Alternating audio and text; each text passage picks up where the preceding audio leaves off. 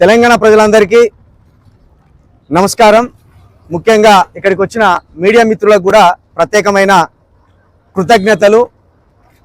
ఈరోజు అంశం ఏంటంటే, కడియం శ్రీహరి గారు ఈ నియోజకవర్గాన్ని గత 35 సంవత్సరాలుగా కబ్జా చేసి, ముఖ్యంగా ఇక్కడ మాదిగ వారి అవకాశాలను కొల్లగొట్టడమే కాకుండా తనను వ్యతిరేకించే ప్రతి వారిని పర్సనల్గా టార్గెట్ చేసి వాళ్ళ కుటుంబాలకు కూడా ఓ విధంగా పనికి రాకుండా చేయించడం అనేది ఆయనకు అనాదిగా ఉన్న ఒక దుర్బుద్ధి.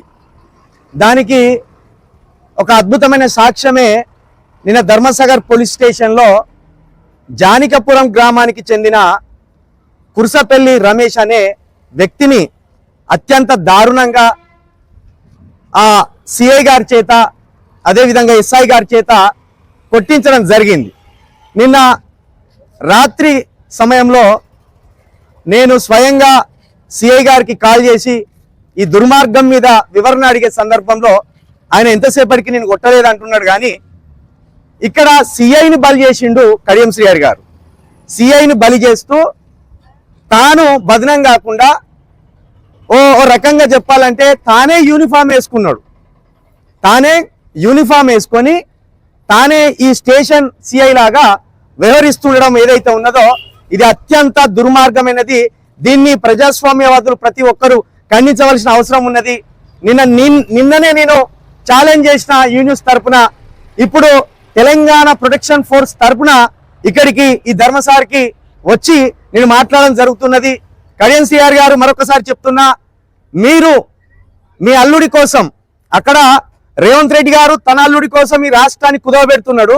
ఇక్కడ నీ అల్లుడి కోసం ఈ నియోజకవర్గ ప్రజలను అత్యంత దారుణంగా హింసించడానికి నీ అల్లుడి మీద ప్రేమతో ఇక్కడ ఒక సిఐని నియమించుకొని ఆ సిఐ రూపంలో నువ్వుండి ఇక్కడ ఈ దురాగతాలను కొనసాగిస్తున్నావు. నీకు ఏమాత్రం చిత్తశుద్ధి ఉన్నా పొలాలు ఎండిపోతున్నాయి, రైతులు ఏడుస్తున్నారు. ఈ రోజే భూమారెడ్డి అనే ఒక రైతు జగిత్యాలలో చిన్న పిల్లగాడిలాగా కన్నీరు పెట్టుకున్నాడు. నిన్నగాక మొన్న జనగాం నుండి మనకి లిఫ్ట్ కావాలి, నీళ్లు, ఈ రిజర్వాయర్ నిండాలి, ధర్మసాగర్ రిజర్వాయర్, అది ఎండిపోయింది. దాని కింద కొన్ని లక్షల ఎకరాలు ఎండిపోతున్నాయి. ఇది పట్టించుకోకుండా, బుద్ధి లేకుండా ఇప్పుడు రిటైర్మెంట్ సమయానికి నువ్వు బీఆర్ఎస్ నుండి గోదరికి కాంగ్రెస్ లో చేరి కనీసం నియోజకవర్గ ప్రజల కష్ట సుఖాలేని తెలుసుకోకుండా నువ్వు ఇంత దుర్మార్గంగా అధికార దుర్వినియోగం పాల్పడుతున్నావు అంటే నిన్ను క్షమించే ప్రసక్తి లేదు. ముఖ్యంగా ధర్మసాగర్ గ్రామం కావచ్చు, ఈ నియోజకవర్గం కావచ్చు, ఇక్కడ పార్టీలకు అతీతంగా స్నేహాలు ఉంటాయి, ఇక్కడ పార్టీలకు అతీతంగా ఇక్కడ బంధుత్వాలు ఉంటాయి, ఇక్కడ కులమత భేదాలు అనేది ఉండవు. కానీ ఈ రోజు నువ్వు పాత టీడీపీలో ఉన్నట్టు నీ దురాగతాలను ముందటేసుకునేలాగున నీ కాంగ్రెస్ లో ఉన్న వాళ్ళనే, నీ కాంగ్రెస్ వర్గంలో కడియం శ్రీహరి వర్గం కాకపోతే వాళ్ళని టార్గెట్ చేసి కూడా కొట్టిస్తున్నట్టు మాకు సమాచారం వచ్చింది. నిన్నగాక మొన్న 2 రోజుల క్రితం వేలేరులో ఇందిరా గారి అనుచరులని ఒక అబ్బాయిని సోషల్ మీడియాలో పోస్ట్ పెట్టినందుకు అక్కడ ఇందిరా వర్గానికి సంబంధించిన ఒక అబ్బాయిని కూడా కొట్టినట్లు కూడా నాకు సమాచారం వచ్చింది. అంతేకాదు ఇక్కడ ధర్మసాగర్ లో కూడా మళ్ళీ నువ్వు వర్గ రాజకీయాలు పెంచి పోషిస్తున్నట్టు కూడా మాకు దృష్టికి వచ్చింది. ఇక్కడ ప్రధానంగా మేము సిఐ గారిని తప్పుపడతలేము, ఎస్ఐ గారిని తప్పుపడతలేము. కేవలం నీ దగ్గర నుంచి ఒక ఫోన్ వచ్చింది. ఆ ఫోన్ వల్లే సిఐ గారు అత్యంత కిరాతకంగా తనను మర్చిపోయి నిన్ను ఊహించుకొని వాళ్ళను హింసించినట్టు కూడా మాకు అర్థమవుతున్నది. ఈ రోజు ఉదయం సిపి గారికి ఒక కంప్లైంట్ ఇచ్చినాం, ఏసీపీ గారికి ఒక కంప్లైంట్ ఇచ్చినాం. తెలంగాణ ప్రొటెక్షన్ ఫోర్స్ వ్యవస్థాపక అధ్యక్షుడిగా నేనే ఈ కేసును డీల్ చేస్తున్నా. నీకు దమ్ముంటే కడియం శ్రీహరి గారు ఇక్కడికి రాండి, ఈ ధర్మసాగర్ చౌరస్తాకి రాండి, ఇక్కడనే కూర్చొని మాట్లాడుకుందాం మనం. అసలు నిన్ను ఎందుకు గెలిపించుకున్నారు, ఈ నియోజకవర్గ ప్రజలు నిన్ను ఎందుకు గెలిపించుకున్నారు? నీ పార్టీ ఏదైతే ఉన్నదో బీఆర్ఎస్ పార్టీ నీకు టికెట్ ఇస్తే నువ్వు దునికి కాంగ్రెస్ లోకి పోయినావు. అందులోకి పోయి ఏం చేయాలనుకుంటున్నావు? 4000 పింఛన్ మీద మాట్లాడుతున్నావా? 2500 మహిళలకు ఇవ్వాల్సిన భృతి మీద మాట్లాడుతున్నావా? 1,00,000 ఉద్యోగాల మీద మాట్లాడినావా? కనీసం 6 గ్యారంటీల్లో ఉన్న 13 అంశాల మీద మాట్లాడినావా? ఇవన్నీ పక్కన పెట్టి ఏదో చిన్న పిల్లగాడు తెలుసో తెలియకో వాట్సాప్ లో ఒక పోస్ట్ పెట్టిండు. దాన్ని పెద్ద మనసుతోటి మందలించి ఇడిచిపెట్టవలసింది పోయి అత్యంత దారుణంగా అయినవలో రాజిరెడ్డి అన్నట్టయినే నీ కడియం యువసేన అని ఒక ఫిర్యాదు ఇస్తే నీ కడియం యువసేనకు ఇప్పుడు ధర్మసాగర్ వేదికగా అంటున్నా, ఇక్కడ కూడా మా మిత్రులు ఉంటారు మీతో తిరిగే వాళ్ళు, ఇక్కడ కూడా మీతో తిరిగే వాళ్ళు ఉంటారు. నేను చెప్తున్నా, నువ్వు నీ యువసేన అనేది ఏమన్నా రాజ్యాంగానికి అతీతమైనదా? అదేమన్నా రాజ్యాంగానికి అతీతమైన శక్తిగా ఎదిగిందా? నేను చెప్తున్నా, వీళ్ళకి కాదు, ఈ మిత్రులంతా మాతో కలిసి తిరిగే వాళ్ళు. నీ కొమ్ములు విడిచి పడేత్త బిడ్డ నేను తప్పకుండా. నేను గత నెల రోజుల క్రితమే నీకు సవాల్ చేసిన, మీ ఇద్దరికి రాజయ్య గారికి కావచ్చు, కడియం సిఆర్ గారికి కావచ్చు, తప్పకుండా మీరు రిటైర్మెంట్ క్యాండిడేట్స్, మిమ్మల్ని ఇంటికి పరిమితం చేస్తాం, ఈ నియోజకవర్గాన్ని కైవసం చేసుకుంటాం, మా యువతని ఇక్కడ మేల్కొల్పుతాం, తప్పకుండా ఈ నియోజకవర్గం కింద సస్యశ్యామలమైన రాజకీయాన్ని చేసి చూపెడతామని కూడా మేము అంటున్నాం. తక్షణమే సిఐ గారు కాదు మాకు చెప్పవలసింది క్షమాపణ, నువ్వు క్షమాపణ చెప్పాలి. ఎందుకంటే నీ కాల్ లిస్ట్ ఒకసారి తీస్తే నువ్వు ఏ టైంకి సిఐ గారికి ఫోన్ చేసి ఆయన ఇబ్బంది పెట్టావో క్లియర్గా ఉంటుంది. నువ్వు చెప్పడం వల్లనే సిఐ గారు ఒత్తిడికి లోనై ఆ టార్చర్ పెట్టినట్టు కూడా తెలుస్తున్నది. 20 దెబ్బలు కొడతారు, 20 దెబ్బలు కొడతారా? పెన్లం అమ్మను అక్కను అందరిని తిట్టిపిస్తారా? ఇదా మీ సంస్కారం? 74 సంవత్సరాలు ఉన్నాయి, ఇంకా ఈ రాజకీయం ఏంది నీది?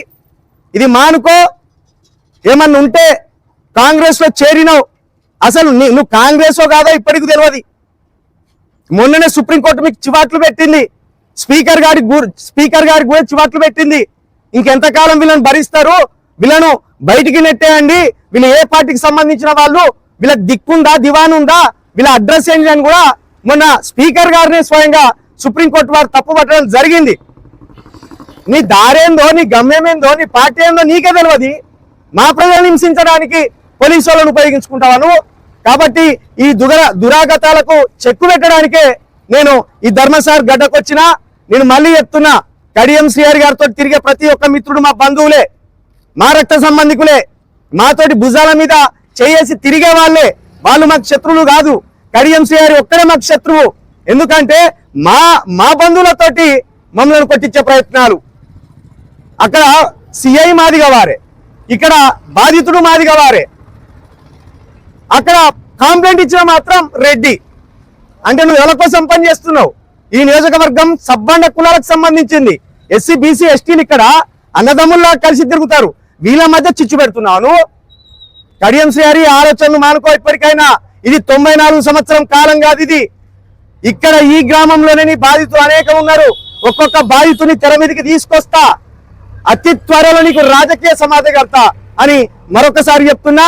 ఖచ్చితంగా ఇది సిపి గారి దగ్గర నుంచి డీజీపీ గారి దగ్గరికి కూడా తీసుకుపోయే బాధ్యత నేనే తీసుకుంటున్నా. ఆ కుర్సపల్లి రమేష్ కు న్యాయం జరిగే వరకు కూడా వెనకడుగు వేయను. మళ్ళీ చెప్తున్నా, ఎక్కడో జగిత్యాలో ఉన్న రైతు గురించి నేను డీజీపీ గారి దగ్గరికి పోయినా, ఎక్కడో మంచిర్యాలలో ఉన్న రైతు గురించి డీజీపీ గారి దగ్గరికి పోయినా, ఎక్కడో అక్కడ కుమ్రంభీంలో ఉన్న రైతుల గురించి నేను సెక్రటరేట్ పోయి అక్కడ సిఎస్ శాంతి కుమార్ గారితో మాట్లాడి దాన్ని పరిష్కరించి వచ్చిన. అలాంటిది నా సొంత గ్రామం, నా సొంత నియోజకవర్గంలో ఒక దళిత బిడ్డకు అన్యాయం జరిగితే ఎట్లా ఊరుకుంటా అనుకుంటున్నావు నువ్వు? ఊరుకునే ప్రసక్తి లేదు. నేను మళ్ళీ చెప్తున్న కడియం శ్రీహరి గారు, మీ మర్యాదను మీరు కాపాడుకోండి.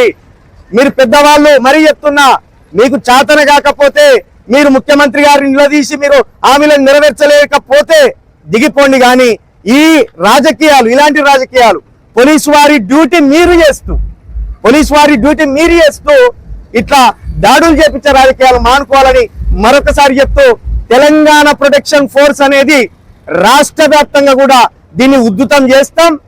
తెలంగాణను ఈ దేశంలో నెంబర్ 1 దిశగా తీసుకుపోవాలనే ఒక సంకల్పంతో యువ రాజకీయాలు చేయడానికి మేము ఈ రోజు ముందుకు వచ్చినాం. నీ దురాగతాలు, నీలాంటి వృద్ధ రాజకీయాలను ఇక్కడనే కాకుండా రాష్ట్ర వ్యాప్తంగా కూడా వృద్ధ రాజకీయాలను సమాధి చేసి నూతన రాజకీయాలను సృష్టిస్తామని మరొకసారి మీకు తెలియజేస్తూ, కడియం శ్రీహరి గారు ఇప్పటికైనా మీరు ఇవి మాడుకుంటే మంచిగుంటది. లేకపోతే నీ అల్లుడి కోసం తీసుకొచ్చి సిఐని కూర్చోబెట్టినావు కదా, నీ అల్లునికి నీకు కూడా తప్పకుండా జైలు శిక్ష పడేలాగా కూడా మేము పోరాడతామని మరొకసారి హెచ్చరిస్తున్నాం.